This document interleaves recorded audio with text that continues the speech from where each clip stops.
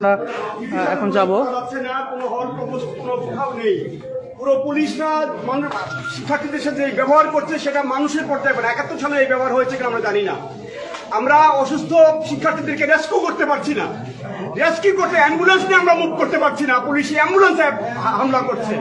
এটা হতে পারে না। আমি সারা দেশের মানুষকে আহ্বান জানাবো, আপনারা দেখুন জাহাঙ্গীরনগর বিশ্ববিদ্যালয়ে কি হচ্ছে, আমাদের ছেলেমেয়েদের উপরে কি নারকীয় ভাবে আমাদের ছেলেমেয়েদের উপরে হামলা হচ্ছে।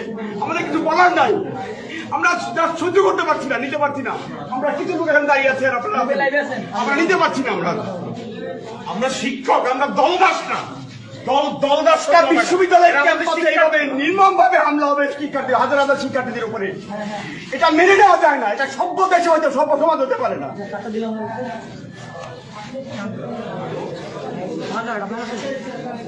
যে আপনারা দেখতে পাচ্ছেন যে এখানে আসলে শিক্ষকরা কথা বলার ভাষা খুঁজে পাচ্ছেন না। এখানে